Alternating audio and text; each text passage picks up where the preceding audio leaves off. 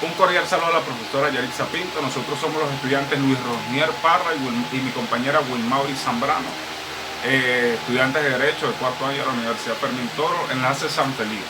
En esta oportunidad vamos a hablarle o exponerle de nuestro trabajo de grado que lleva por nombre La sociedad como factor influyente en la conducta al momento de delinquir. Comenzamos con el primer capítulo. Bien, vamos a hacer un pequeño resumen acerca de todo lo que tiene que ver con respecto al primer capítulo. Este estudio tiene como propósito analizar la sociedad como factor desencadenante de la conducta en el ser humano al momento de delinquir. Esta investigación se realiza a través de un estudio documental. Mediante investigaciones se determina que la sociedad es quien influye de manera determinante sobre el individuo al momento de delinquir. El delito, puesto que el ser humano no nace siendo delincuente o conociendo cómo delinquir, es algo que a medida del desarrollo y crecimiento surgen las inclinaciones hacia el lado de la vida al que queremos ir. Es decir, que nuestro proyecto tiene como principal fundamento es el comprobar que el delincuente no nace, sino que el delincuente se hace, debido a que hay muchos factores dentro de la sociedad que inclinan al ser humano a cometer algún determinado delito, ya sea por diferentes desencadenantes. Mayormente el ser humano por sí solo es probable que nunca en su vida cometa un delito si éste no es inclinado a hacerlo, ya que si una persona no tiene experiencias que le lleven a pasar a ese umbral, lo más probable es que nunca en su vida cometa el ya mencionado. En cambio, si esa persona ya está predispuesta, sufre algún tipo de maltrato o tiene malas compañías o una mala educación, se vuelve muy posible que estas sean las causas que conllevan a que esta persona cometa el delito o la creación como tal de un futuro delincuente. Ahora, el planteamiento del problema. La sociedad como un factor influyente en la conducta al momento de delinquir. Es importante conocer qué es la sociedad, qué se conoce como la sociedad. Y la sociedad es esa red de relaciones que incluso puede ser un sistema como tal institucional, por ejemplo, una sociedad anónima, una sociedad civil, entre otros. El término como tal de la sociedad se usa comúnmente para el colectivo de los ciudadanos en un país. Es decir, que todos los que convivimos dentro de un país somos parte de la sociedad. Desde el momento en el que nacemos ya somos una sociedad. Según Emily Durkheim, el hombre está obligado a seguir ciertas reglas en cada sociedad, al que él le llamó derechos sociales, que son reglas externas y anteriores al individuo que controlan su acción frente a los otros miembros de la sociedad. Eso podemos decir que es el reglamento por el cual cada uno de los países se rige, y en específico nuestro país tiene un determinado reglamento, como puede ser la Constitución, como puede ser los códigos penales, entre otros tipos de leyes que existen dentro de nuestro país que regulan como tal la sociedad, ya que la sociedad es conformada por quienes, por los seres humanos como tal. La definición más general de la sociedad puede resumirse como un sistema de interacciones humanas culturalmente estandarizadas.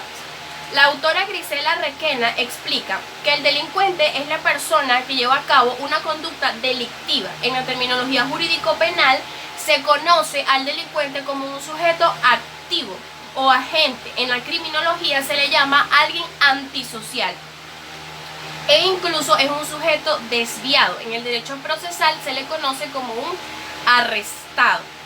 Bien, para hacer un resumen acerca de todo lo que vendría siendo nuestro trabajo de grado, según las investigaciones que realizamos, el criminólogo Lombroso, en su profesión de médico, estudió morfológicamente a varios de sus pacientes y la mayoría de estos eran delincuentes, aunque también necesitó que de aquellas personas que nosotros podemos decir que son normales dentro de una sociedad, es decir, que nunca en su vida han cometido como tal un delito determinado.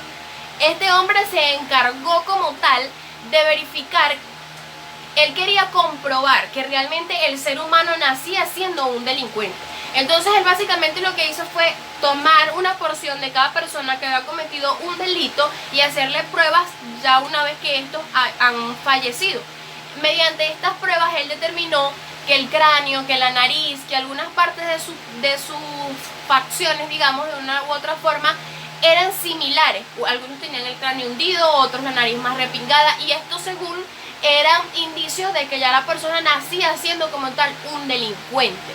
Entonces por mucho tiempo se manejó esta teoría y se decía que ya el delincuente nacía como tal siendo un delincuente, ya el ser humano estaba predestinado a cometer un determinado delito, ¿verdad? Entonces también estaba la forma de su cara, también jugaba un papel muy importante en sus averiguaciones. Mantenía que la nariz era frecuentemente achatada o repingada en los ladrones. Los asesinos, en cambio, suelen ser aguileñas, como el pico de un ave de presa. Es decir, que ya este hombre tenía ciertas características que determinaban quién era como tal un asesino. Las nuevas escuelas de la criminología que vinieron a continuación introdujeron nuevos conceptos como lo social dentro de la conducta del ser humano para cometer un delito. Bien, luego a mediados de los años 80 no se pudieron responder de una manera real estas preguntas porque la gente comenzó a cuestionar el hecho de que realmente nacíamos siendo delincuentes, ya que es como algo ilógico poder decir que un niño en medio de su inocencia nace siendo ya del todo un delincuente como tal. Luego de esto nace un doctor que se llamaba Adrian Rainer. El estudio tuvo lugar en California. Este hombre hacía tiempo que se había trasladado allí precisamente por la gran cantidad de individuos violentos que allí estaban. Este hombre realizó en 41 personas, 41 presos, se dirigió directamente hacia una cárcel para realizar los estudios pertinentes y determinar qué era lo que en estas personas producía como tal que cometieran un delito. Este hombre determinó que sí, era real, algunos tenían algunas deformaciones en su cara, en su rostro, la nariz, esto y lo otro. Pero el resultado fue más que sorprendente, pues el área prefrontal de su cerebro mostraba un funcionamiento muy bajo comparado con el de los individuos normales. Esa área, digamos, que es la que controla el impulso de matar a una persona durante un episodio de ira. El propio Rainer lo definió como el ángel guardián del comportamiento y sin él el diablo toma el mando. Este funcionamiento bajo no solo contribuye a eso, sino que también predispone al cerebro a una adicción al riesgo. Hace que se le sea mucho más difícil solucionar un problema planteado y además promueve otros rasgos que predisponen como tal a la violencia. En ese momento parecía que todo había quedado demostrado y que un asesino como tal nacía. Pero Rainer se mostró tajante respecto a esto y comentó que esas lesiones cerebrales sin duda no eran de nacimiento, sino un fruto de un maltrato seguramente infantil. Fue este el mismo que comenzó a realizar investigaciones sobre esto acerca de aquellos estudios. El primero que le dio la razón fue Don Tapager, un individuo que había matado brutalmente a una joven de 24 años. Estudiando acerca de su pasado, comprobó que este había sufrido malos tratos siendo bebé. Su madre le pegaba con todo lo que tuviera a la mano y las palizas fueron lo que lo hicieron a él poco a poco ir creando estas lesiones dentro de su cerebro. Según Rainer, eso provocó un daño irreparable en su córtex prefrontal, que es la zona de la que hemos hablado antes. En palabras del propio neurocientífico, estas fueron sus palabras básicamente: el maltrato físico a temprana edad, entre otras cosas, puede haber producido el daño cerebral que puede haber llevado a cometer este acto violento. Es decir, que la teoría de Adrian Rainer prácticamente desmintió por completo las teorías antes existentes, ya que este hombre comprobó que sí era real, existía la lesión en el cráneo de las personas, pero que estas eran producidas a lo largo del tiempo, a lo largo de la crianza como tal del ser humano. Bien, entonces por todo lo anterior expuesto surgieron las siguientes interrogantes. ¿Qué produce que el individuo cometa como tal la acción? ¿El delincuente nace o se hace? ¿Y qué factores influyen en el individuo? Nuestro objetivo general es describir la sociedad como un factor influyente en la conducta al momento de delinquir. Nuestro objetivo específico es identificar qué factores influyen en la conducta al momento de delinquir, analizar a la sociedad como un factor influyente al momento de delinquir y concientizar a la sociedad como este factor influyente al momento de delinquir. Bien, entonces desde un punto de vista social se pretende con la presente investigación visualizar a nivel criminológico la conducta que puede desplegar a personas que no son sancionadas por el derecho penal pero que son conductas llamadas desviadas para la criminología. Todos serán considerados criminales y se estudian las causas de por qué se describe este determinado grupo. En fin, el punto de nuestro trabajo es comprobar si realmente el delincuente nace o se hace. Estudiar los diferentes tipos de teorías que han existido para así poder comprobar lo que ya hemos mencionado. Ahora los voy a dejar con mi compañero Luis Rosnier, hablándoles acerca un poco de lo que son nuestros antecedentes. Bien, seguimos. En los antecedentes de la investigación, nosotros nos dirigimos a la Universidad Fermín Toro para conseguir constatar e investigar acerca del tema que nosotros estamos investigando, estamos tratando para nuestro proyecto, nuestro trabajo de grado. En los antecedentes nosotros encontramos varios factores. El primero, o varios temas de los cuales han constatado acerca de lo que nosotros hemos exponido anteriormente. El primero es expuesto. El primero es factores familiares y sociales que inclinan al adolescente al desarrollo de la delincuencia en Venezuela. El siguiente es el abandono de los niños y su incidencia criminal en Venezuela. También tenemos que los principales factores que influyen en la transformación criminal del adolescente para optar para su desarrollo y para su evolución, pues nosotros certificamos, y estos títulos nos certificaron acerca del trabajo que nosotros estamos haciendo, porque estos factores han influenciado de una u otra forma el desarrollo de los adolescentes, de los niños dentro de la sociedad. También tenemos las bases teóricas. La primera consiste en que es la sociedad, que habla acerca de que el ser humano crece y se desarrolla en el contexto de un grupo, como bien muestra el valor de la familia. Un valor que, más allá del paso del tiempo, la sociedad es el grupo social integrado por todos los individuos que forman parte de la red de relaciones. La sociedad siempre influye de una u otra forma en el desarrollo y en el crecimiento de las personas, porque nosotros siempre nos vemos involucrados o amparados por esa sociedad con la que nos encontramos cada vez que salimos desde pequeños hasta cierta edad.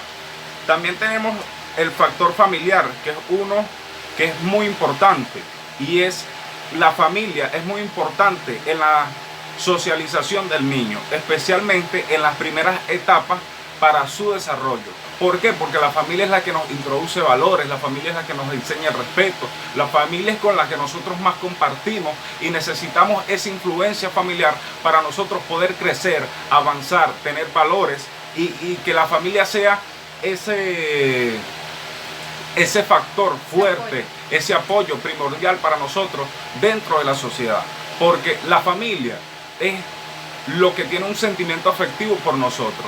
La sociedad quizás no lo tenga, muchas personas afuera no lo tengan, y por eso es muy importante, y uno de los factores que se debe dejar claro y plasmar muy fuerte es el de la familia. También tenemos los factores escolares, que no escapan de ser importantes. Y dice, aunque el presunto criminal ya sea un adulto, su escolaridad es muy importante para conocer su motivación y causa, así como para prevenir futuros comportamientos criminales mediante la atención psicológica. ¿Por qué?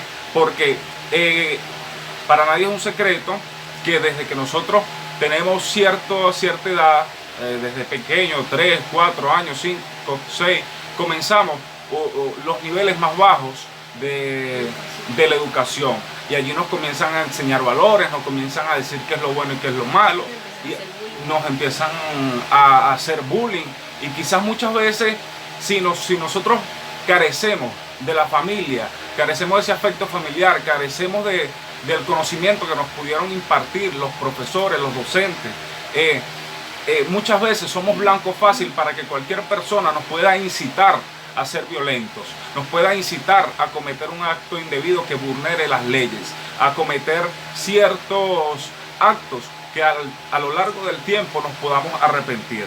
También tenemos los factores ambientales. Aparte de la educación recibida, por tanto, por la escuela como por la familia, el ambiente en que se está inmerso el presunto criminal tiene un peso importante también. En los años 50 se decía que la clase social correlacionaba negativamente con la delincuencia. Esto quiere decir específicamente que muchas veces en el ambiente donde nosotros crezcamos, donde nosotros evolucionemos, puede ser un factor o es un factor primordial para que nosotros podamos desarrollarnos. ¿Por qué? Cada uno de estos forma una escalera: la familia, la escolaridad, el ambiente, porque comenzamos en la familia, nacemos en una familia, avanzamos a una escuela y luego de la escuela nos encontramos con el ambiente, nos encontramos con las calles, nos encontramos con las personas, y cada uno de estos factores forma un vínculo, forma un enlace necesario para el comportamiento de nosotros dentro de la sociedad. Se dice también que el factor económico es aquel que el analfabetismo no juega papel esencial como relación a la delincuencia, como se creyó durante mucho tiempo. Su nivel puede permanecer igual, aunque se generalice la instrucción.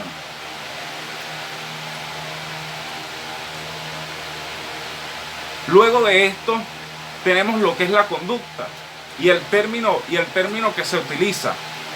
La conducta se utiliza para describir las diferentes acciones que ponemos en marcha en nuestra vida diaria. La conducta se puede definir como la realización de cualquier actividad en la que se esté aplicada una acción o un pensamiento o emoción. Nosotros siempre,